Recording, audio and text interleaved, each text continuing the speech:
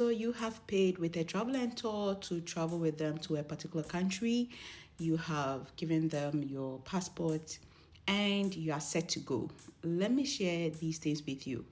Number one, even though you're going with them as a travel and tour, you are responsible for your feeding.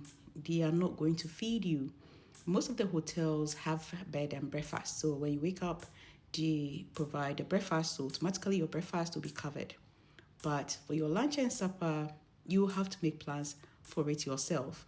And most often, when you get to the hotel, you can now decide whether you want to eat at the hotel or use Uber Eats or any other eatery that you can find.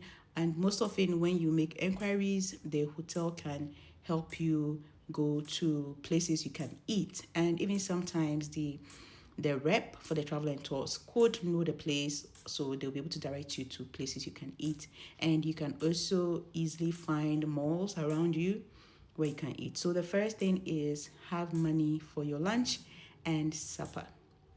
Another thing you would not probably have is your own itinerary, but you can have the itinerary and blend it with your own itinerary. When I say your own itinerary, okay, so for example, some people have this idea of vacation, like they're going to chill, they're going to celebrate, they're going to club, go to the beach, right? And for some in the group, they just want to go and see the place, the natural attractions. So everybody's goal in the group is not the same. So even though you all have the same itinerary, some people are there for different reasons. Okay. So you may be enjoying the beach. Someone else wants to go to the club. In that case, even though it's not part of the itinerary, you can look at your time and slot in your own itinerary and book to have entertainment for yourself. A lot of people did that, okay, including myself. So there'll be other activities aside the itinerary that you can do. It's not everything you have to do with the group. If the group is going somewhere and you feel you don't want to go to that place and you have alternatives, you have to just let them know where you're going, who you're going with, give them the details, and then do your own thing. The next one, when you're traveling with them, is that when there are layovers, which sometimes may happen because most of these flights are cheaper, you should pack for that layover. The moment you realize that there's going to be a transit, okay, you will go to this country and then spend a day and then go to this country. That is a layover, that's a transit point. So pack something into your handbag, your toothbrush, toothpaste, changing clothing, the basic things you will use on a trip. And if you are also, even at the point where you are coming back, still pack that way because there could be changes in the flight schedule and that could affect how you have packed. So make sure when you're traveling with them, you have this. It's not every time they will tell you, they may not tell you. So have this as part of your planning that you're going to have a carry on in case there's a flight change. If you're also traveling with them, also ask them about their hotel policies. If there should be a change in plans and you have to stay back for about 2 or 3 days, who pays for that? If they have to handle it, how do they do it? If you have to pay for it yourself, then you can plan. You can make a budget and then plan for it. So, for example, with what happened in Dubai, some people were already there in Dubai when the conflict started. And we knew of some people who had organized flight to get them back to the country. So ask them if something like that happens, what is their policy? What do they have in place to help their customers or clients? And if they are not forthcoming with answers, just plan it yourself and then make your own decision. Lastly, if you're going with a travel and tour, and especially if you are going with a friend or kids, you may end up staying in the same room. You may share the room. So you have activities to do for yourself. But if you end up taking sharing and they pair you up with someone you don't know, this is where your instincts will have to be very sharp. Even though you are both on a tour and that you are both sharing the room, you have different personalities, different traits, different goals. As I said, why the person is on the trip may not be the same as yours. And so sharing a room with someone you don't know, a stranger, for a couple of days can be a good thing and a bad thing.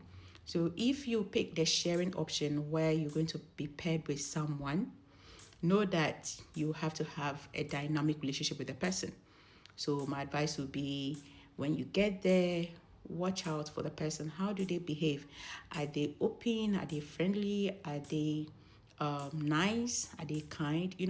Before you start leaving your things around, because some people are very picky, very choosy, very meticulous. And if you are the type who is carefree, within 2 or 3 days, you may end up fighting with the person. So consider the person as a roommate, like the way you had a roommate in the uni, and treat a person like that. Give them the respect, know your boundaries. The fact that you both paid for the room means that you both have access to the room, to the facilities and amenities. For example, in the rooms, you have 2 bottles of water. Do not go carrying the 2 bottles just because you think you want more water to drink. One is for the other roommate. You will have breakfast, a couple of things for breakfast in your room, like milk, sugar, and those things. They are meant to be shared. It's not for you alone. When it comes to the body lotions and the shower gels and the shampoos that they keep there for you to take your bath with, again, you are sharing. So everything in the room belongs to the two of you. Is not because you have special needs, so you should take everything. No, you're going to share everything in that room. And that includes even the bed. And the reason is that the beds will be two, right? It doesn't mean that because the beds are two, if your roommate is not there, you can use her bed. It's basically you living with a person in a dorm. Know your boundaries, respect the person, respect each other's items. You just don't assume anything. Don't go and pick the person's charger just because your phone has low battery and you didn't bring your charger. Ask before you touch anything of that person. If you have to go somewhere and both of you have to leave the room, remember both of you have your keys, okay, your cards. Carry your own card. Even if you know that you'll be coming back at the same time, carry your own card. So you wouldn't expect the person to give you her card just because you left yours in the room. Again, because you are sharing with someone, respect sleep time. If the person goes to bed early and you think you want to make your calls, please go out to the reception or somewhere else and make the calls. Do not sit in the room and say, because the room is also mine, I'm going to sit and do whatever I want. You should know that it's just for a few days. Your discomfort for those 7 or 5 days will not matter. Go out and make your call. Do not come in there shouting and screaming just because you think you have the room and so you have the right to do anything. Don't go out and come back to disturb the person's sleep.